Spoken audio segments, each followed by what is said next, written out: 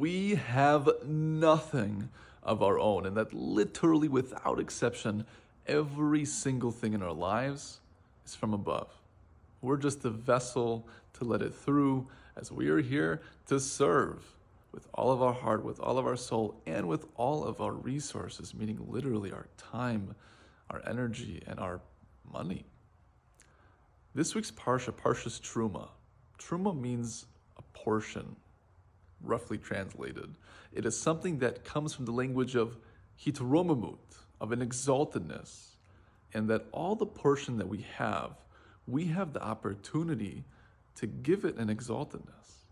Every karam from the infinite, well, the infinite doesn't split because he is one. So for us to give the romamut, the exaltedness to every single little event in our lives, to give it the reverence and the respect that it deserves, is something that illuminates us fully. And this is the freedom of us being co-creators and expanding our consciousness to be able to experience and be more aware moment to moment to see that exaltedness. Truma also, in practical language today, has to also do with tithing, to give one's trumot. Sometimes it's synonymous, to give one's portion. The reason we give 10% is because 1 out of 10 alludes to the top sphera on the tree of life, Keter. Keter is the crown, it's the superconscious, it is the absolutely transcendent place. And because it's totally untouchable, so to speak, so too we are expressing that by saying this 10% of my income is untouchable. It's the creators. The truth is, all of it's the creators, but we express that practically and logistically with the 10%, which is wondrous. Because Truma is the numerical value of 651. When we give of our Truma, when we express that the one and only is in charge and really everything from him is exalted and is his, the reflection that we bring into the world is that of adding light, which is why 651 reflected is 156, which is the numerical value of Yosef. Yosef represents Yesod. Yesod is that place of connection, that place of righteousness, of truth, of light.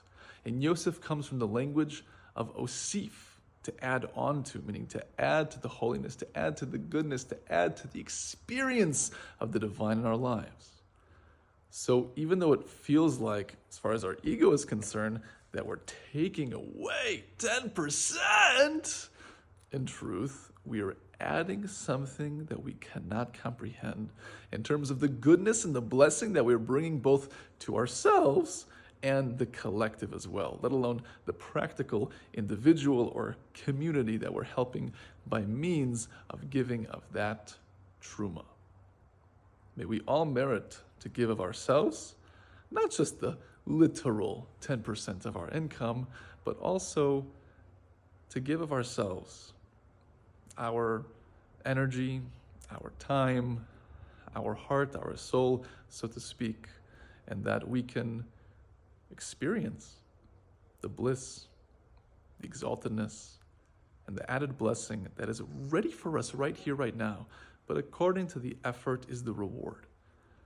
That's why the language in the Parsha is that for each one who takes a portion, and that language has the energy of an action based on the principle of according to the effort is the reward, that our sages clarify.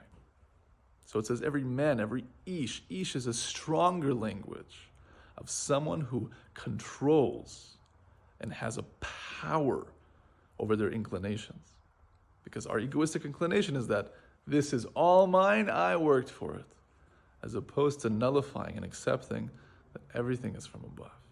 And therefore I will give exactly what I need and exactly what I am told to, and nullify myself before the will of the upper one.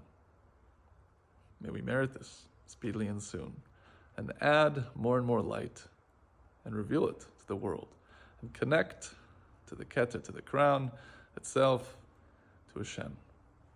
Please like, share, comment, and follow. Check out RebAdam.com for some wonderful free offers, and all the best.